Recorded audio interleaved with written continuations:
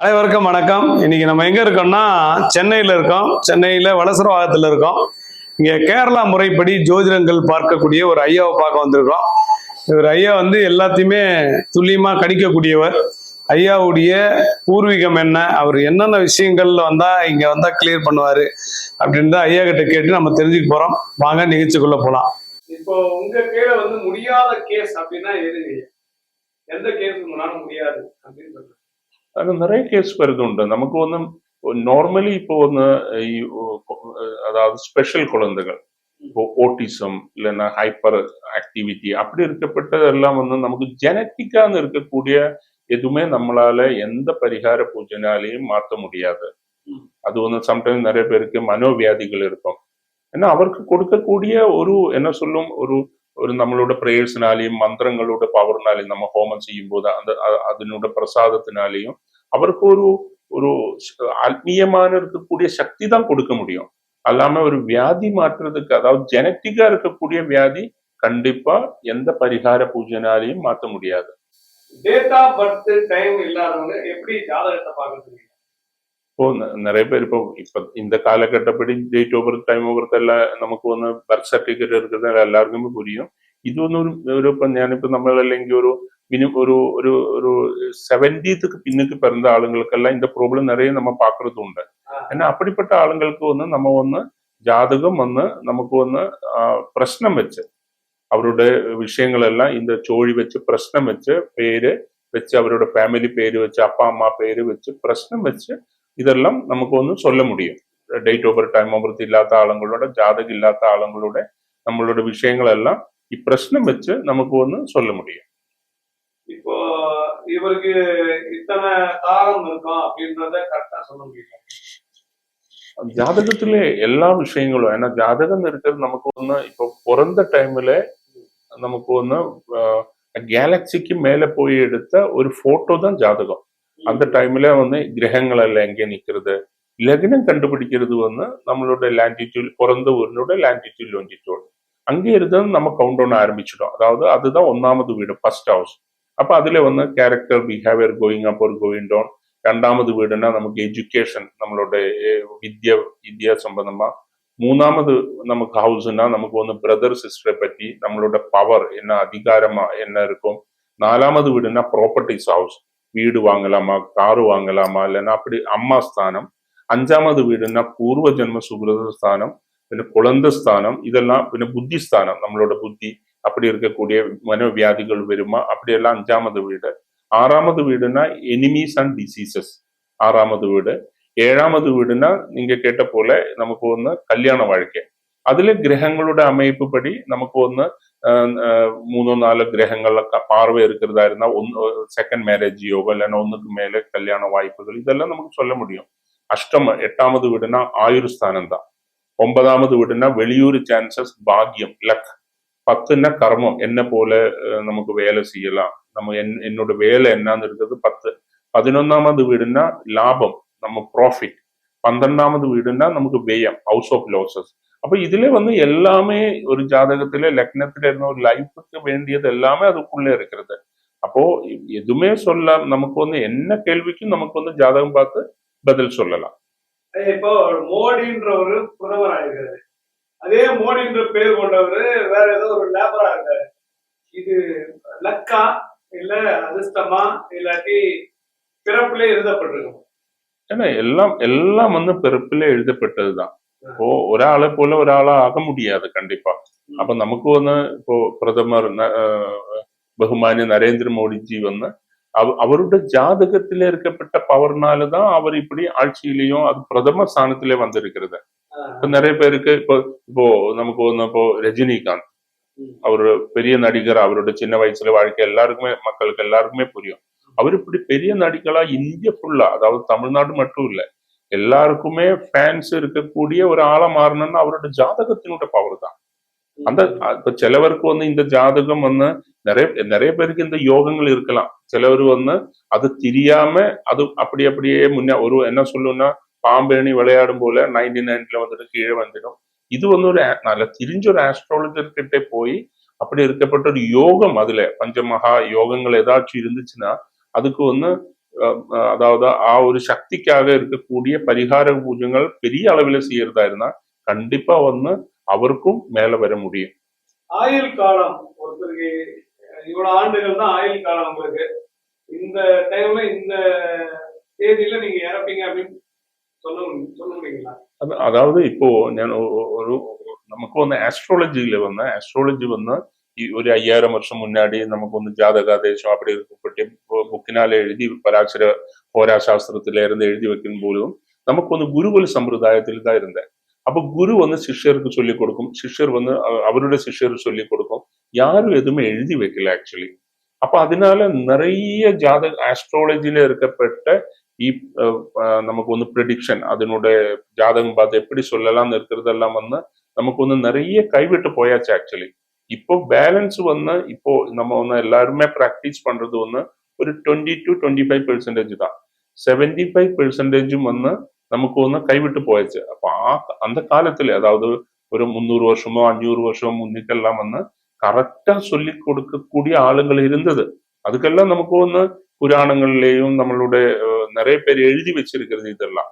இந்த காலகட்டப்படி அப்படி இருக்கப்பட்ட என்ன சொல்லும் ஒரு அளவில இருக்கக்கூடிய ஒரு பவர் எல்லாருக்குமே கிடைக்கிறது ரொம்ப கஷ்டம். ஒரு மனுஷன் தன்னுடைய ஆயுள் காலத்துல எத்தனை வருஷம் சந்தோஷமா இருப்பான், எத்தனை வருஷம் துக்கமா இருப்பான் அப்படின்னு கிடைக்க முடியல.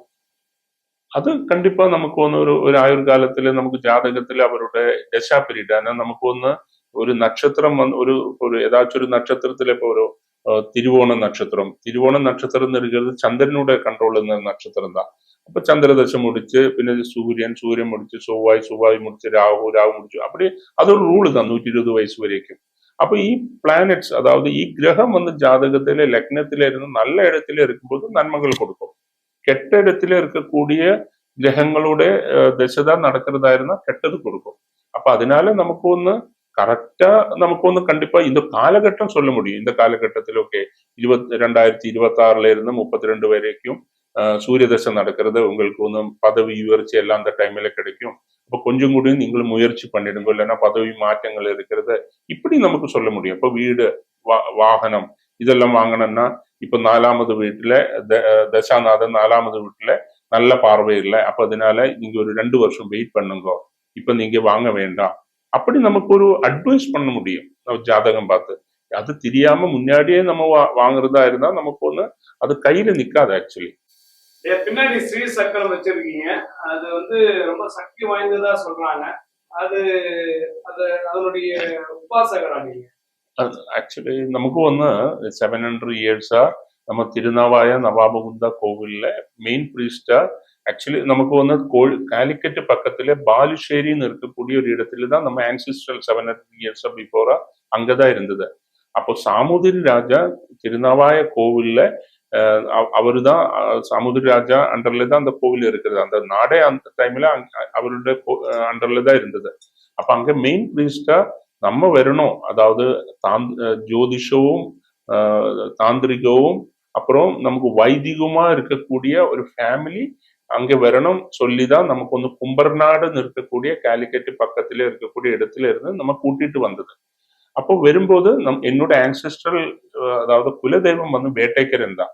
வேட்டைக்கரன் இருக்கிறது காட்டாளனா இருக்கக்கூடிய சிவபகவான். பாசுபதாஸ்திரம் கொடுத்த கதையெல்லாம் உங்களுக்கு தெரியும். அந்த கடவுள் தான் என்னோட குலதெய்வம். அப்போ அந்த டைம்ல நம்ம காலிக்கட்ல இருக்கக்கூடிய ஆன்செஸ்ட்ரல் ஹவுஸ்ல ஸ்ரீ சக்கரம் இருந்தது. அப்போ ஸ்ரீ சக்கரவும் வேட்டைக்கரனையும் எடுத்துதான் என்னோட பூர்வீகமா இருக்கக்கூடிய 700 இயர்ஸா இருக்கக்கூடிய தாத்தா அங்கே இருந்து மெயின் பிரீஸ்ட் ஆகிறதுக்கு திருநாவாய வந்தது. அன்னையில இருந்து நம்ம வீட்டுல நமக்கு வேட்டைக்கரன் கோவில் இருக்கிறது. ஸ்ரீசக்கர உபாசனா பரம்பரையா சொல்லி கொடுக்கறது உண்டு. அப்போ ஞானும் ஒரு ஸ்ரீசக்கர உபாசகர் தான். அப்ப அதனாலதான் ஸ்ரீசக்கரன் இருக்கிறது ஸ்ரீசக்கரத்துக்கு மேலே அப்படி யாரும் இல்லை. ஸ்ரீசக்கரன்னா நமக்கு அது யூனிவர்ஸ் தான். இதெல்லாம் ஸ்ரீசக்கரத்தை பற்றி சொல்ல போனா மினிமம் ஒரு 3 நாள் பேச வேண்டியதா இருக்கும். ஏன்னா ஸ்ரீசக்கரன் இருக்கிறது அதாவது I can't express in my words. அதுக்கு மேல இருக்கக்கூடியதான் ஸ்ரீசக்கரம். அப்ப ஸ்ரீசக்கரன் இருக்கிறது அல்டிமேட் தான். அதுக்கு மேல ஒரு யந்திரம் இல்லை. ஸ்ரீசக்கர யந்திரம் நமக்கு வீட்டிலே வைக்கிறதா இருந்தா கண்டிப்பா குட் வைப்ரேஷன் நமக்கு அங்கே கிடைக்கும். ஸ்ரீசக்கரம் எந்திரம் நீங்க வந்து பீடத்துல வச்சு பூஜை பண்ணி தருவது உண்டா? ஸ்ரீசக்கர யந்திரம் நமக்கு வந்து 41 நாள் லட்ச ஒரு மூலமந்திர ஜபம் பண்ணி நம்ம கொடுக்கறது உண்டு. இது வந்து நம்ம ஜெனரலா எல்லாருமே இப்போ வந்து நிறைய யந்திரங்கள் எல்லா இடத்துலயும் நம்ம வந்து பார்க்கறது உண்டு. நம்ம அப்படி செய்யறது இல்லை, கஸ்டமைஸ் பண்ணி தான் செய்யறது உண்டு. இப்போ ஒராளோட பேரு நட்சத்திரம் அவருக்காக நம்ம வந்து தனியே சங்கல்பம் பண்ணி, இல்லைன்னா ஒரு ஒரு ஆஃபீஸோ இல்லைன்னா அவரோட பிசினஸ் ஆവശ്യങ്ങൾക്കോ நம்ம தனியே சங்கல்பம் பண்ணி 41 நாள் நம்ம வந்து அது வந்து பூஜை பண்ணி கொடுக்கறது உண்டு. அவ்வளோ அது வைக்க வைக்க பவர் ஏறிட்டே இருக்குமா எப்படிங்க? ஸ்ரீசக்கரன்னு இருக்கிறது வந்து ஆக்சுவலி சக்கரம். இப்போ நீங்க எல்லாருமே வந்து இப்போ சுதர்சன சக்கரம், ஸ்ரீ சக்கரம் ஆக்சுவலி ஒரு கடவுளோட சக்தி ஒரு மனிதனால ஆவாகனம் பண்ண முடியாது. ஆக்சுவலி அதுக்கு வந்து 16 ஒரு அம்சம் மட்டும்தான் நமக்கு ஆவாகனம் பண்ண முடியும். அப்போ நமக்கு வந்து ഈ ഒരു எனர்ஜி, அதாவது ஸ்ரீசக்கரம் இருக்கிறது வந்து எனர்ஜியினுடையும் ஃபோர்ஸினுடையும் ஒரு ஒரு ரெப்ரசன்டேஷன் தான். அதாவது யூனிவேഴ്സിனுடைய எனர்ஜி அண்ட் ஃபோர்ஸ் இதனோட ரெப்ரசன்டேஷன் தான் ஸ்ரீசக்கரம். அப்ப ஸ்ரீசக்கரம் இருக்கிறது வந்து அந்த மந்திரத்தினோட ஜியோமெட்ரிக்கல் ஃபார்ம் தான் யந்திரம். அது கரெக்டா அந்த யந்திரங்கள் இப்படி இருக்கக்கூடிய திரிகோணமா இருந்தாலும் சர்க்கிளா இருந்தாலும் இது வரைஞ்சு நம்ம வந்து ஒரு பவர் நமக்கு வந்து இதுல ஆவாகனம் பண்ணும்போது அது சக்தி அப்படியே சுத்திட்டே இருக்கும், ஏன்னா எங்கேயும் நிக்க முடியாது. அதனாலதான் சக்கரம் சொல்றது. அப்ப இப்படி இருக்கப்பட்ட ஒரு ஒரு வைப்ரேஷன் அப்படியே கொடுக்கக்கூடிய அந்த, அதாவது நமக்கு வந்து ஒரு எக்ஸாம்பிள் சொல்ல போனா ஒரு டவர் தான் அது, அதாவது எனர்ஜியோட ஒரு டவர் தான் அது. அது இப்போ ஒரு வீட்லயா இருந்தாலும் ஆஃபீஸ்லயா இருந்தாலும் அது அங்கே வச்சா போதும். நமக்கு வந்து ஒரு டெய்லி பூஜை பண்ணணும் இல்லைன்னா நமக்கு வந்து அதை நமக்கு சம்டைம்ஸ் நிறைய பேர் டெய்லி பூஜை பண்ணக்கூடிய ஆளுங்கள் இருக்கிறது, ஃப்ரைடே செய்யக்கூடிய ஆளுங்கள் இருக்கிறது. ஸ்ரீசக்கரன் இருக்கிறது வந்து அங்கே ஒரு ஒரு சங்கேதத்துல அங்கே இருந்தா போதும், வைப்ரேஷன் எல்லாருக்குமே கிடைச்சிடும். ஐயா இப்போ இங்க வரணும்னா அவங்க என்ன கொண்டு வரும் உங்களை பார்க்க வரணும்னா? நார்மலி நமக்கு வந்து ஜாதகம் பார்க்கணும்னா நமக்கு வந்து அப்பாயின்மெண்ட் ஃபிக்ஸ் பண்ணி தான் நம்ம வருது உண்டு. நம்ம ஆஃபீஸ் நம்பர்ல அப்பாயின்மெண்ட் ஃபிக்ஸ் பண்ணி பின்ன ஜாதகம் இருக்கக்கூடிய ஆளுங்கள் ஜாதகம் கொண்டு வந்தாலும் நம்ம இங்கே இருந்து ஜாதகம் கணிச்சுதான், ஏன்னா ஏதாச்சும் தப்பு வருதுக்கோ சான்சஸ் நம்ம ஒரு டபுள் கன்ஃபர்மேஷன் பண்ணி தான் நம்ம பார்க்கறது உண்டு. அப்போ பின்ன வரும்போது நமக்கு வந்து சாஸ்திரப்படி இருக்கக்கூடிய வெத்தில பாக்கு ஃப்ரூட்ஸ் பூவு இதெல்லாம் பூஜைக்கு இருக்கக்கூடிய ஏதாச்சும் மனசுல என்ன தோணுறதோ, ஆனா கை வீசி வரக்கூடாதுன்னு சொல்லிடும். இனி இது ஒரு சாஸ்திரம் இருக்கிறதுனால இப்போ நார்மலி இப்போ ஒரு ஆஃபீஸ்ல போய் நம்ம ஜாதகம் பார்த்தா அப்படி இல்லை இது. அப்போ சாஸ்திரப்படி அப்படி இருக்கக்கூடிய கொஞ்சம் பூவோ இல்லைன்னா பழம் ஃப்ரூட்ஸ் ஏதாச்சும் வெத்தில பாக்கு அந்த ஜாதகம் கையில கொடுத்து அப்படி இருக்கக்கூடிய சிஸ்டத்துல தான் நம்ம ஃபாலோ பண்ணிட்டே இருக்கிறது. இப்ப நீங்க மாந்திரிய ரீதியா பாக்குறீங்களா இல்ல தெய்வீக ரீதியா பாக்குறீங்களா? ஏன்னா இது வந்து நிறைய பேருக்கு வந்து மந்திரவாதம் மாந்திரிகம் இருக்கிறது வந்து ரொம்ப ரொம்ப கன்ஃபியூஸ் பண்ணிட்டே இருக்கிறது. ஆக்சுவலி இப்போ கேரளா தாந்திரிகன்னா தந்திர சமுச்சயம், அதாவது நமக்கு வந்து கேரளாவுல சங்கராச்சாரியா இல்லைன்னா அதெல்லாம் வந்து தந்திர சமுச்சயம் தான் நம்ம ஃபாலோ பண்றது. தாந்திரிக்குன்னா இப்போ வந்து அந்த இங்கிலீஷ் வேர்டு வந்து நிறைய பேர் வந்து தப்பா எடுத்துட்டு இருக்கிறது. மந்திரவாத விஷயங்கள் வந்து என்ன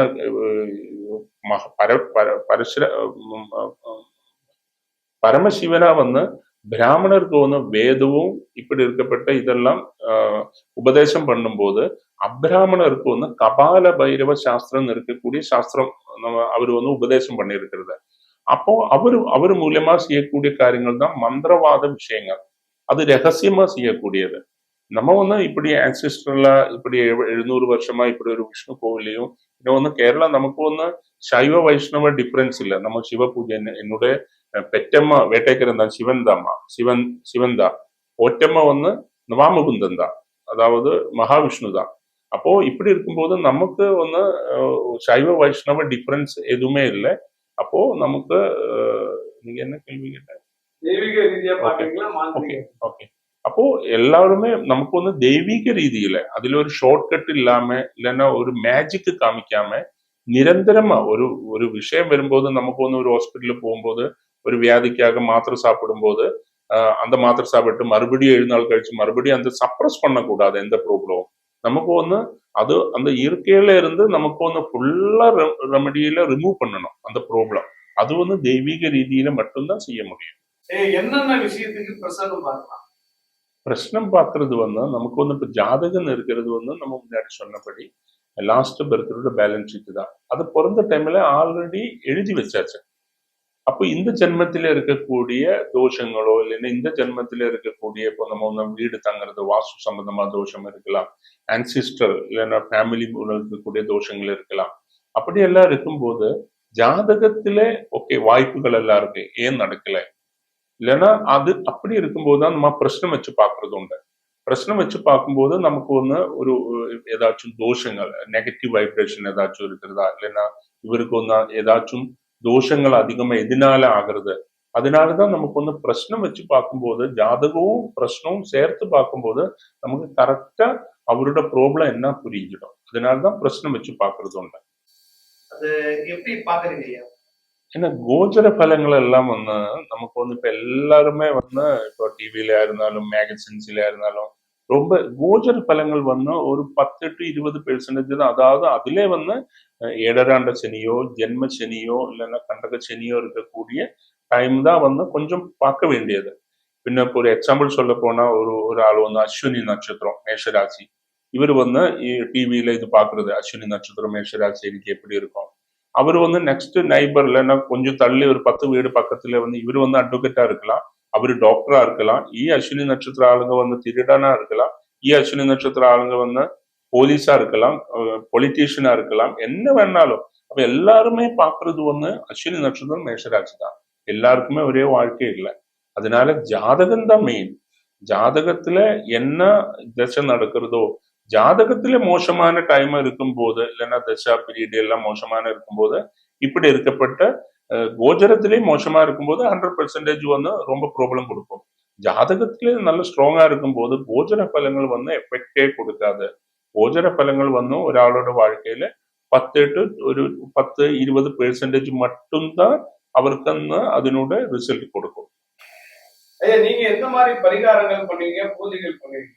அதாவது ஜாதகத்திலே இருக்கக்கூடிய பரிகாரங்களும் அப்புறம் நமக்கு ஹவுஸ் வார்மிங் அப்படி இருக்கக்கூடிய ஒரு இப்போ ஒரு வருஷத்திலே கணபதி ஹோமம், மிருத்யுஞ்சய ஹோமம், பகவல் சேவா, பகவதி பூஜா, இது நம்ம சர்வமங்கல யாகம் இருக்கக்கூடிய அப்படி நம்ம செய்யறது உண்டு.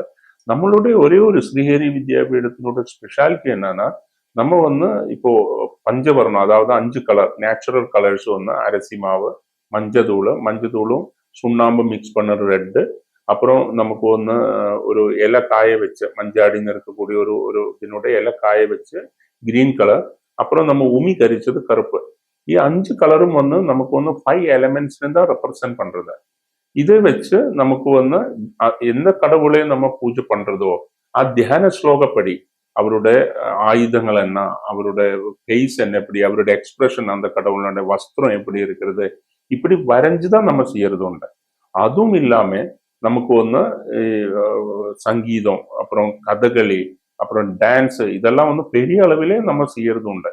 இது ஒரு நியூ அதாவது புதுசா காலகட்டத்துல ஆளுங்களுக்கு கொஞ்சம் கூட இப்ப முன்னாடி காலகட்டத்துல ஒரு கணபதி ஹோமம் செய்யும் போது அங்க எல்லாம் என்னெல்லாம் ஜாமா வச்சிருக்கிறது அது பார்த்து சொல்லிடும், ஓகே கணபதி ஹோமம் இது நடக்கிறது. இந்த காலகட்டத்துல எதுவுமே தெரியாது. அப்ப அதனால நமக்கு வரைஞ்சு செய்யும் போது ஒரு நியூ ஜெனரேஷனுக்காக உள்ள மாற்றங்கள் நம்ம ஸ்ரீஹரி வித்யாபீடம் ஆல்மோஸ்ட் ஒரு 15-16 வருஷமா நம்ம செஞ்சுட்டே இருக்கிறது. இன்னைக்கு நீங்க பார்த்திருப்பீங்க ஐயாவுடைய பதிவு, கொஞ்சம் வியப்பா தான் இருக்கும். பொதுவாக கேரளா அப்படின்னாலே ஒரு பயம் சில பேருக்கு இருக்கும், சில பேருக்கு நம்பிக்கை இருக்கும். நம்பிக்கை இருக்கிறவங்களுக்கு இந்த இடம் ஒரு தீர்வாக அமையும். ஸோ வரும்போது ஜாதகம்லாம் கொண்டு வாங்க, முறைப்படி பழம், வெத்தலை எல்லாத்தையும் ஒரு ஜோசியர்கிட்ட போனால் என்னென்ன பொருள் வாங்கிட்டு போவீங்களோ அத்தனையும் வாங்கிட்டு வாங்க. ஐயா கிட்ட கேளுங்க. வாய்ப்பு இருந்தால் இவர் மூலமும் பல பேருடைய வாழ்க்கை மாறுவதற்கு வாய்ப்பு உண்டு.